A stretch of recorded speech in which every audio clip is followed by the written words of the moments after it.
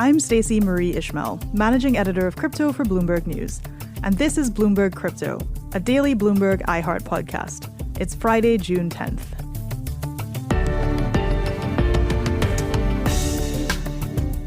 In January 2020, the United Kingdom officially withdrew from the European Union.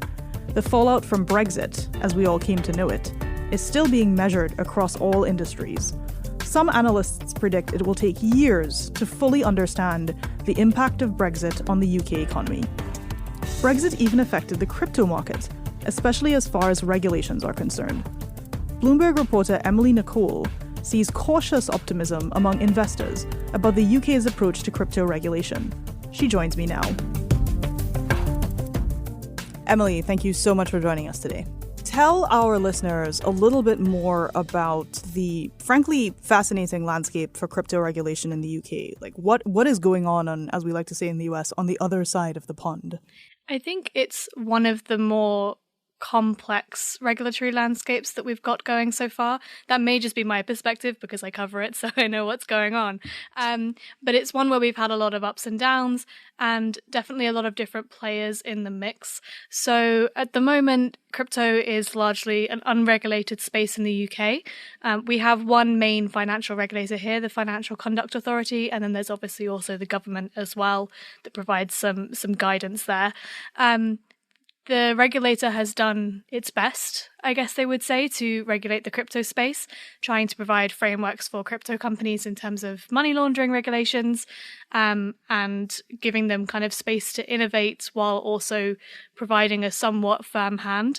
But mostly that has amounted to just continually warning consumers that they could lose all their money if they invest anything in cryptocurrencies, and not so much in terms of providing consumer protections or any recourse there for investors. So you would consider that more on the framework of consumer advisory rather than consumer protection, you would say? Yes, for sure. There's definitely no real option for consumers if they lose money in crypto at the moment. There's no insurance schemes. There's no official licensing for crypto companies. So if you're an investor in the UK in crypto, it's as good as anywhere else, pretty much. Well, I do want to ask you about that because, one of the things, especially after Brexit, that seemed to be, or I say seemed, that looked like it might be true was that the UK was trying to set itself up as a hub for crypto, right? And based on, for example, its previous regulatory history of being a hub for fintech. Fintech, short for financial technology, refers to the use of digital technology to replace and enhance traditional financial services. So are you saying that is or isn't happening from your perspective? I think from the perspective of people I've talked to in the industry, the UK, as you said, it was known as a fintech powerhouse. It still is. It's definitely the part of the tech sector here that attracts the most investment every year. But that hasn't necessarily extended itself over to crypto. Brexit is one part of that. A lot of people thought, the idea of Brexit was that the UK would get regulatory freedom from the EU, it would be able to write its own rules. But actually, over the last few years, since we voted to leave in 2016, Brexit has meant that the Financial Conduct Authority and the government have had far too much on their plate to really even think about crypto. So while fintech was in its earliest days, they were able to pay a lot of attention to it, consider the best way to help industry innovate and create new technologies while keeping everything kind of under wraps and supervised. Those early years for crypto passed by and there wasn't really much attention paid to it at all. So, in the early days of fintech, and when we talk about that, we're talking about companies like PayPal or online banks or, other folks that are putting the finance into technology, as it were. Whereas right now, what are some of the equivalent kinds of companies in crypto operating in the UK that perhaps were expecting to have more of a sort of a friendly or accommodative regime? So there are obviously a few companies that would style themselves as crypto banks. There are some fintech companies in the UK that offer banking services and crypto trading on the side, like Revolut. And actually offering the crypto services has not been much of a help to them when trying to get an official banking license, because it's something that the regulators here still aren't comfortable saying, yes, okay, that's a part of your business that we'll accept or assess as fit and proper. I think the area where crypto companies have mostly been overseen by the regulator here is in the world of exchanges, but specifically limited to kind of asset management or brokerage. So early companies in the space like eToro, for example, had a digital brokerage license, which meant that they could offer, stock trading, and they kind of got in that way, a bit like a Robinhood kind of model. And when they started offering crypto on the side, it was considered separate. But when it came time to start seeking guidance from the FCA over anti-money laundering rules or any of the other places that they've started to look at in crypto, they already had that relationship and that rapport established, which definitely helped them, where other crypto companies got no help at all. Let's take a moment to listen to UK Secretary to the Treasury, John Glenn. He was recently talking to Bloomberg Technology about how the government in the UK is thinking about these regulations as it relates to crypto. Let's listen. Well, I think we've got to accept that this is going to be a great opportunity. We've got to regulate to innovate, though. So we've gripped it in the UK. I made a speech last Monday, and I announced a number of interventions. We want to bring industry together with our regulator, with government, so we can work out the best steps to take this interesting phenomena forward, because it has many applications, both for financial services and to the wider economy.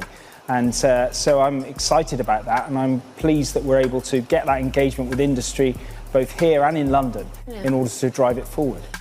Well, to your point, so much of regulation is really about relationships, who you know or who you can successfully lobby.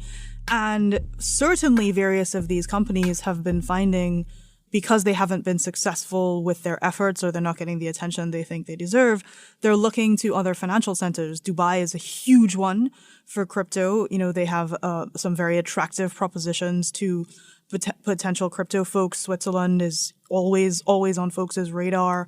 What is it about these financial centers that are causing people to reconsider their commitment to the UK? One thing that the UK did do that others haven't on crypto regulation was explicitly ban retail investors from accessing crypto derivatives products.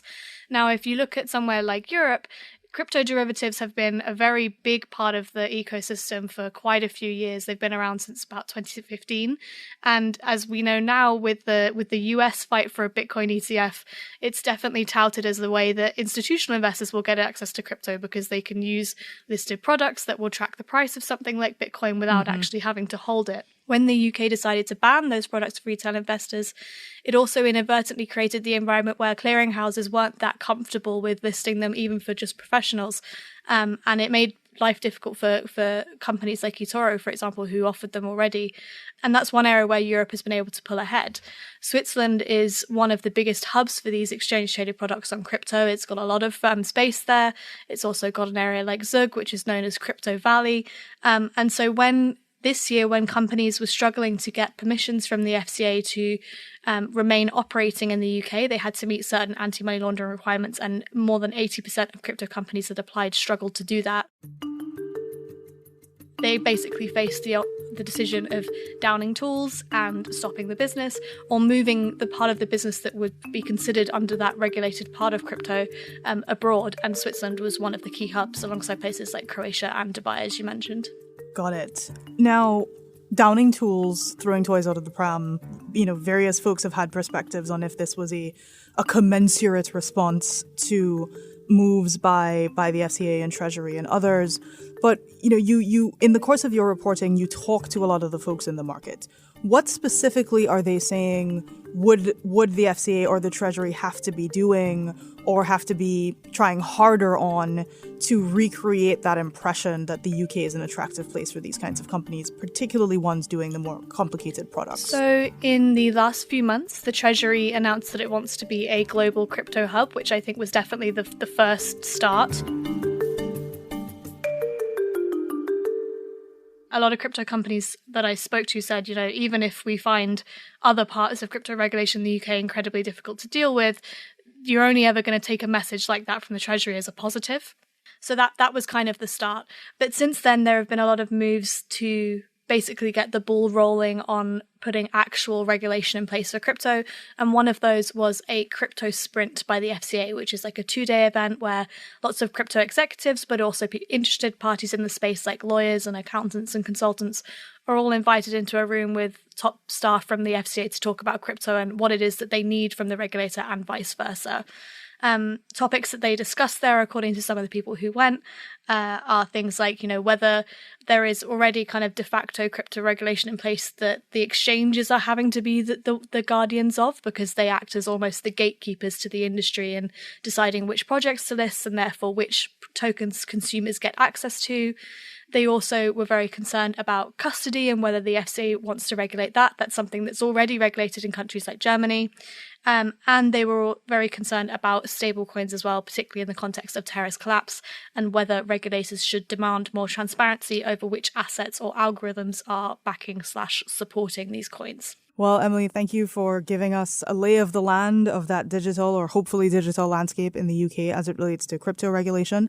Any kind of closing takeaways for someone who is trying to learn more about what they should understand about crypto and the UK? I think regulation is, while some people would say it's boring, I think it's the key thing to pay attention to here, because the crypto investor market is largely stable. It grows in ebbs and flows like anywhere else. But regulation is the place where the UK is really trying to stand out or be different. And over the next 12 months is when there will kind of be a calling card. We spoke to the former Chancellor Philip Hammond back in January, who kind of said if the UK doesn't get ahead in crypto or just even figure out what it's doing by the end of this year, there will be no coming back from that. So definitely the next 12 months are very crucial. On that slightly foreboding note, Emily, thank you very much for joining us today. Really appreciate having you here. You can find more of Emily Nicolle's reporting on the Bloomberg terminal, on Bloomberg.com, and on Twitter at Emily J. Nicolle. That's Nicolle. We'll be right back for a look at what makes investors in the UK crypto market excited and maybe a little bit nervous.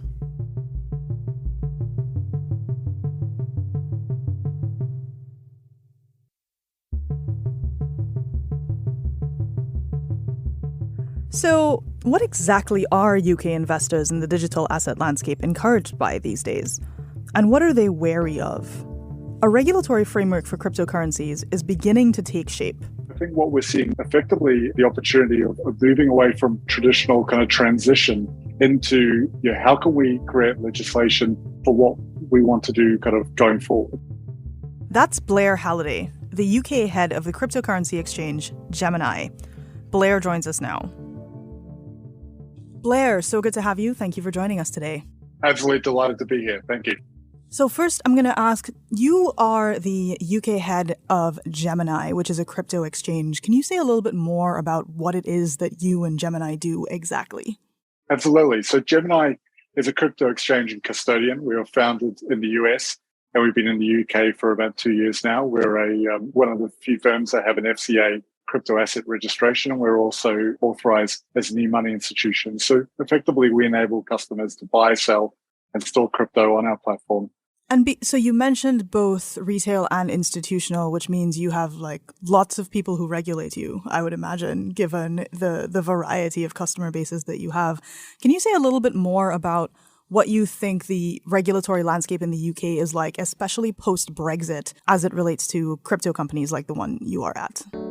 In terms of the opportunities kind of coming further down the line, the UK about a month or so ago, through John Glenn, announced its intent to make the UK a global crypto hub. And on the back of that, the FCA announced their FCA crypto sprint. And then Brexit obviously has occurred, and now there's a period of time that has effectively travelled, whereby the UK has kind of effectively moved further down its transition out of the EU into a situation where it can start to develop more of its legislation, and crypto being an obvious one for them to get into early enough. So I think we're at an incredibly exciting time for legislation in the UK, specifically in the crypto space.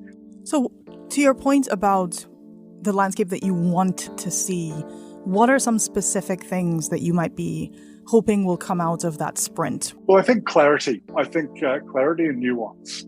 Are those things in contradiction? Okay, so what I mean by that is that I think there's a kind of a recognition that the framework is there when it comes to regulation in the UK. The FCA is a principles-based regulator, and those principles can certainly be adopted in a wide-ranging different areas of financial services. So I think what we'd like to see is the opportunity that crypto has to expand and have some of those principles kind of adapted and introduced into kind of a more fulsome regulation requiring, or enabling crypto firms to seek regulatory approval within the UK. And that doesn't mean it needs to be easy. We understand that the AML process or the crypto asset registration process was challenging and sets a high bar, and we support that, and we welcome that. Gemini is an interesting position because, as you mentioned, started in the US, is now operating in the UK, has a lot of visibility into the European landscape. Is there anything about the fact that no two countries or areas seem to have the same approach to crypto that makes your life more complicated? What we've definitely kind of seen from if we look from the UK, the US, and the EU, there is definitely a desire for, agile regulation. All of us who work in crypto understand how quickly it can change, and having legislation planned without kind of having the ability to adjust that will be problematic in this environment because it is a quick-moving environment. So, look, we're certainly excited by the regulatory landscape across the board. And just as a kind of a closing thought, what do you think is the biggest current selling point that UK regulators have? Like, nothing else changes, that, we're not talking about future regulations. Why are people there right now? Talent. The UK has a terrific level of talent. It's a traditional hub for financial services. It's also an incredibly burgeoning environment for fintech. The UK has, for example, prior to Brexit, had more e-money institutions than the rest of the EU combined. So that talent in fintech is there. The talent in traditional finance is there. So there's a tremendous opportunity in terms of talent to be acquired by crypto firms. We've seen that with our own hiring. We've seen incredible talent from a variety of different industries come on board. As well as that, you also have a government that is very much kind of pivoting towards a pro-crypto stance. So the opportunities for the UK for crypto have never been brighter. Well, on that unusually positive note, I got to say, I thank you again. I appreciate you taking the time to be here. Thank you very much for inviting me. On the next episode of Bloomberg Crypto, have you ever heard the saying, everything's bigger in Texas? The same applies to mining Bitcoin in the state. The state of Texas is flush with Bitcoin miners, including the city of Fort Worth, that started a small mining operation out of its city hall. Tomorrow, I'll talk with Bloomberg reporter Mike Smith about what makes the state so attractive to crypto enthusiasts. And you'll hear from Lee Bratcher, head of the Texas Blockchain Council, who will share more about that partnership with the city of Fort Worth. I'm Stacey Marie Ishmael, and this is Bloomberg Crypto, a daily podcast from Bloomberg and iHeartRadio. For more shows from iHeartRadio, visit the iHeartRadio app, Apple Podcasts, or wherever you get your podcasts. Email your questions, comments, or suggestions to crypto@bloomberg.net. Follow us on Twitter. We're @crypto. The supervising producer and editor of this episode is Vicky Vergolina. Our producer is Mohammed Farouk. Zainab Siddiqui is our associate producer. Desta Wonderad is our engineer. Original music by Leo Sidran. Bloomberg's head of podcasts is Francesca Levy.